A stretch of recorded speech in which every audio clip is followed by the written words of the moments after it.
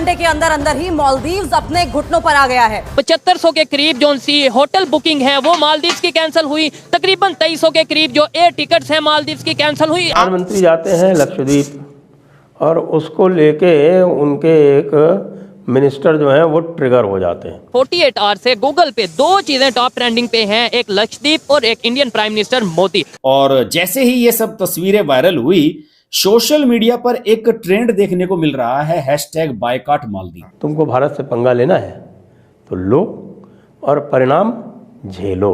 और ये जो बॉलीवुड के कुछ वहां लोग जाते हैं ना अपनी फोटो खींचने बॉलीवुड का प्रचार करने, भैया तुम्हें भी कोई नहीं बचाएगा, याद रखना।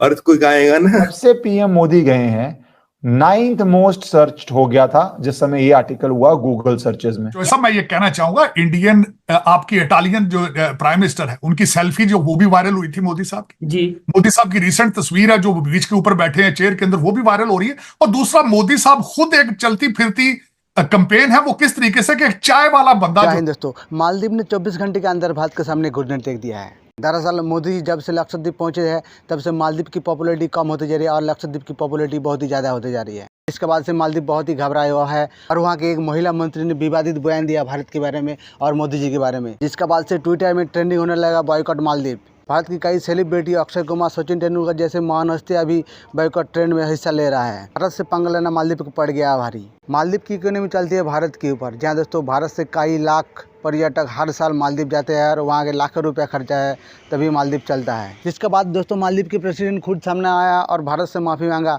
तो चलिए वीडियो के आगे देखते हैं इस बॉयकॉट के बारे में क्या रिएक्शन रहती है। यह हैरत वाली बात यह है कि चाइनीज मीडिया भी इंडिया की फॉरेन पॉलिसी या इंडियन प्राइम मिनिस्टर की तारीफ करता नजर आ रहा है। सर आपने शायद ये आप चौसा, मैं ये कहना चाहूंगा, इंडियन आपकी इटालियन जो प्राइम मिनिस्टर है उनकी सेल्फी जो वो भी वायरल हुई थी मोदी साहब की। जी, मोदी साहब की रिसेंट तस्वीर है जो बीच के ऊपर बैठे हैं चेयर के अंदर, वो भी वायरल हो रही है। और दूसरा, मोदी साहब खुद एक चलती फिरती कैंपेन है, वो किस तरीके से कि चाय वाला बंदा जो है, चाय बेचने वाला, या इस लेवल से उठ के ना सिर्फ वो हाईएस्ट पोजीशन पे पहुंचा है बल्कि अपने मुल्क को वो किस जगह ले गया है।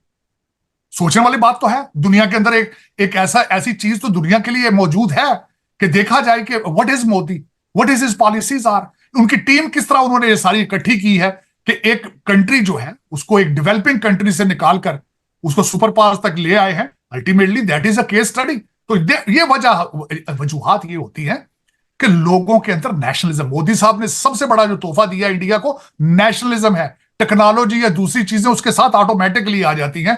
हमारा अलमिया यही है कि हमारे जितने फॉरेन एजुकेटेड हमारी ब्यूरोक्रेसी, जज जर्नैल हैं, उनकी सोचे ही नहीं है पाकिस्तान। उन्हें पाकिस्तान में तो रहते ही नहीं है, फिजिकली पाकिस्तान में है, सोचे टोरंटो और लंदन में है। यही अलमिया है हमारा। उनको ना लेगेसी का शौक है ना किरदार साजी का शौक है। यही अलमिया है हमारा।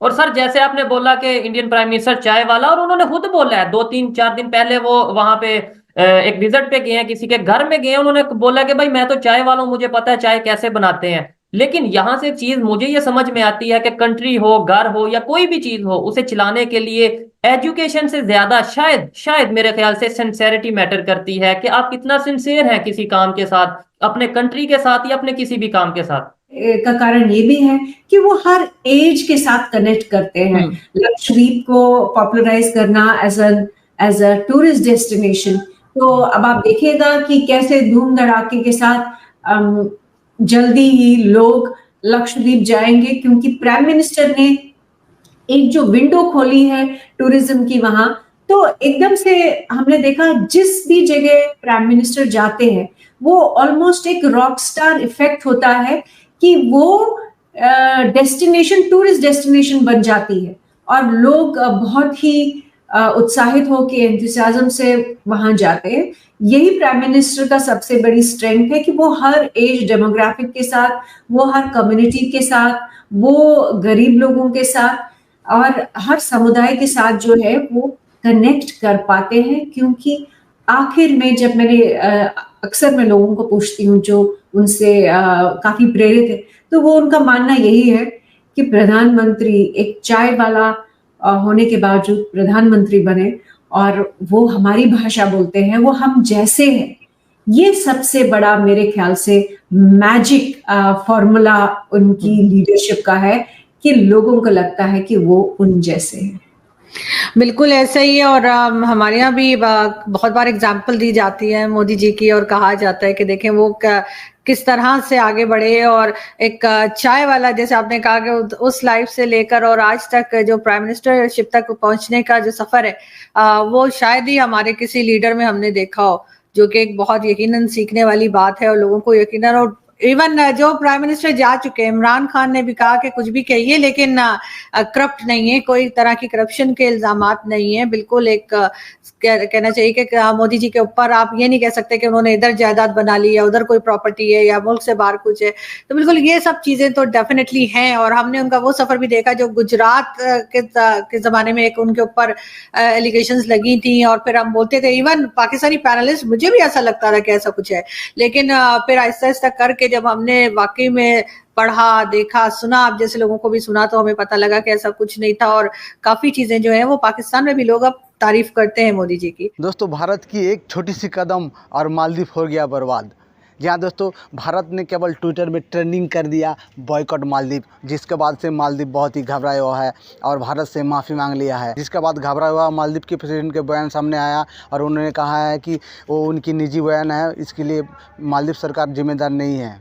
दोस्तों, अगर आपको वीडियो अच्छा लगे तो वीडियो को लाइक, कमेंट, शेयर, सब्सक्राइब जरूर कर देना है और मिलते हैं किसी नेक्स्ट वीडियो में।